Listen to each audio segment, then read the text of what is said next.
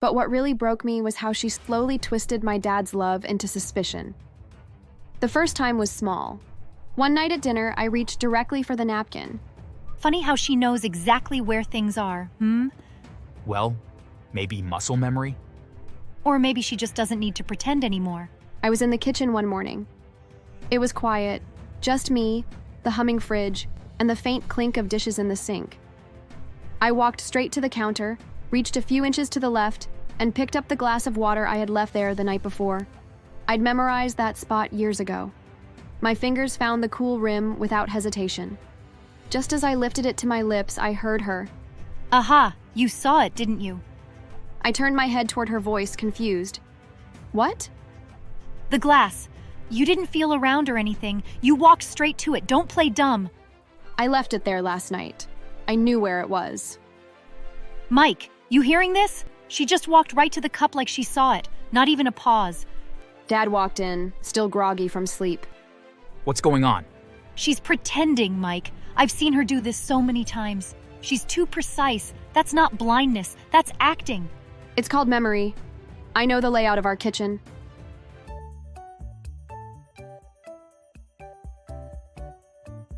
You ever heard someone say, blood is thicker than water?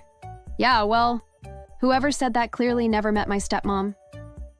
My name is Kyra. I lost my sight when I was 8 after a severe bout of meningitis. One day I could see my dad's face, and the next, darkness. My mom died a year later from a brain aneurysm. That's when my dad remarried Sandra, aka Satan, with a wig. At first, she played nice, fake smiles, overly helpful, calling me sweetheart with a voice like poisoned honey. Oh, poor Kyra. Can't imagine how hard it must be. But once the honeymoon phase ended and my dad's back was turned, so was hers. You can stop playing blind when it's just us, you know. I was 10. She'd move the furniture around every few days, claiming she was redecorating, even though she knew I navigated by memory. I bruised my shin so often I started walking with a limp. She'd switch shampoo bottles for conditioner, unplug my talking clock, and once smeared Vaseline on my glasses. Yes, blind people still wear them. But what really broke me was how she slowly twisted my dad's love into suspicion. The first time was small. One night at dinner, I reached directly for the napkin. Funny how she knows exactly where things are, Well, maybe muscle memory? Or maybe she just doesn't need to pretend anymore. I was in the kitchen one morning. It was quiet, just me, the humming fridge, and the faint clink of dishes in the sink. I walked straight to the counter, reached a few inches to the left, and picked up the glass of water I had left there the night before. I'd memorized that spot years ago. My fingers found the cool rim without hesitation.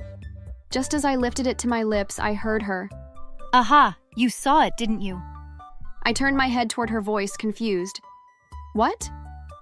The glass. You didn't feel around or anything. You walked straight to it. Don't play dumb. I left it there last night. I knew where it was. Mike, you hearing this? She just walked right to the cup like she saw it. Not even a pause. Dad walked in, still groggy from sleep.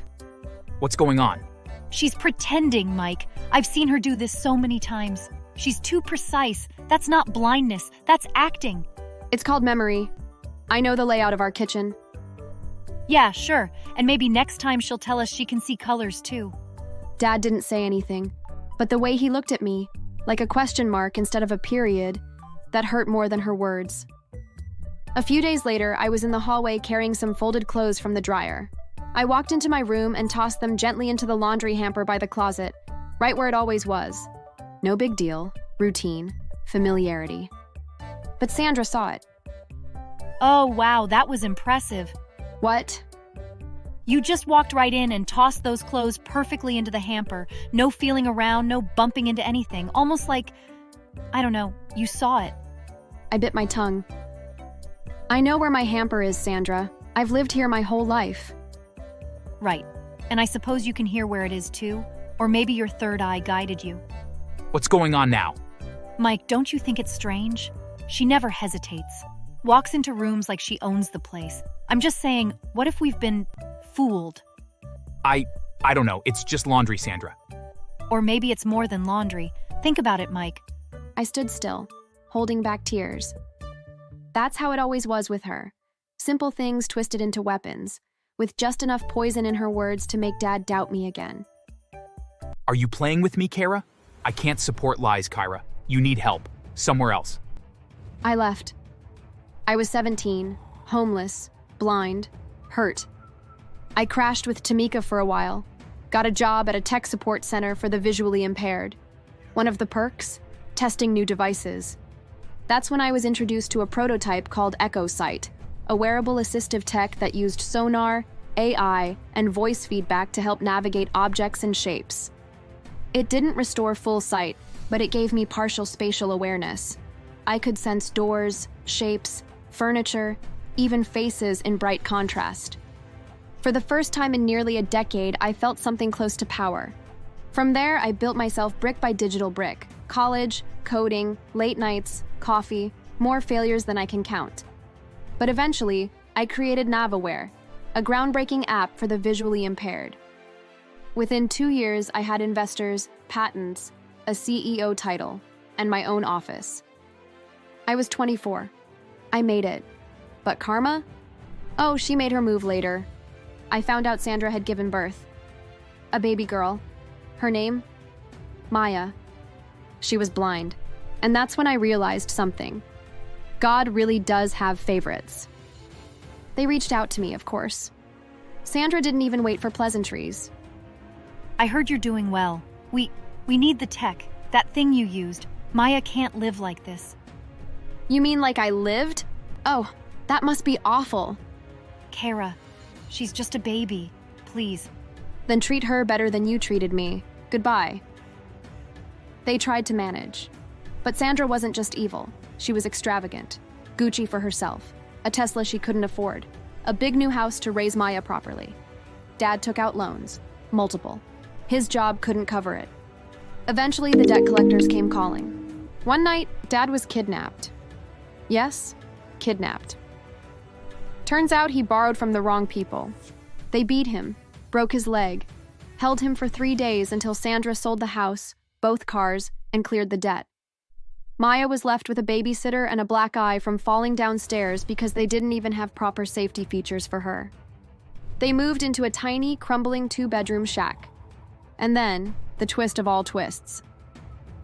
Dad did a DNA test after noticing Maya looked nothing like him. You guessed it. Maya wasn't his. 18 years, Sandra. 18 years of defending you. And you couldn't even tell me this kid wasn't mine? I didn't think you'd love her if she wasn't. He packed up what little he had left and showed up at my office 2 weeks later, on crutches, broke, and hollowed out. I deserve nothing, but I just wanted to say I'm sorry. I believed the wrong person. I failed you. But if there's any part of you that can forgive me, I'll never forget again. I looked at him. He was thinner, older, humble. The man who once held my hand in the hospital. I needed you then. You weren't there, but I'm here now. Not for her, for you. I rented him a nice little apartment, modest, clean, with rails and digital support for remote work. Gave him a desk job at one of my call centers, something he could do from home. I never spoke to Sandra again, but word gets around, and the internet doesn't hide anything, especially when desperation starts posting. That's how I found out what became of her. She was living in a tiny, run-down 2-bedroom house, barely big enough for a full-sized bed and a prayer.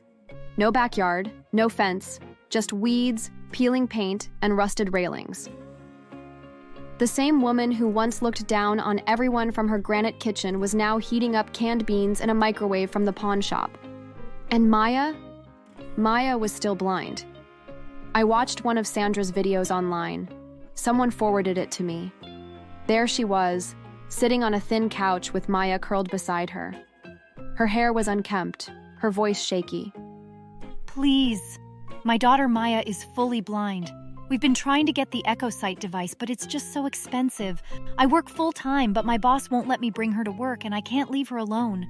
Most of my pay goes to her caretaker. Anything you can donate would help us, please. She sniffled. Maya shifted beside her, trying to grab a toy that had rolled just out of reach. She missed it. I watched Sandra's eyes flicker to the camera, like she was hoping someone out there still cared. I didn't. She worked a retail job now, folding shirts for minimum wage in a discount store downtown. Her boss? A notoriously toxic manager who clocked her out if she was 5 minutes late and once told her, You can't bring your blind daughter here. This ain't no charity. and Sandra? She took it, every day, because she had no options left. No friends, no savings, no help. All her money went to Maya's caretaker, a cranky neighbor woman who charged high and gave little. But it was the only way Sandra could keep her job and still hope to survive. Every now and then, I'd get an email from some crowdfunding platform with her campaign still running. Single mom struggling with blind daughter. Please help Maya see the world. We're $3,847 short of the Echo Sight device. Please share and donate. I could have helped. One call, one order, one donation, but I didn't. Because karma don't miss. She made Maya live the exact life she tried to doom me to, except this time, there was no one kind like Tamika to help her. No one to give her a second chance, no scholarships, no supportive friends. Just bitterness, silence, and the echo of her own cruelty bouncing back. And me? I see everything now, even without my eyes. Oh, and if you like that twist, don't forget to like, subscribe, and leave a comment. Tell me your most dramatic family betrayal. Bonus points if it includes a paternity test and a Gucci bag. Peace out. And remember, never trust a woman with a Bluetooth earpiece and a secret child.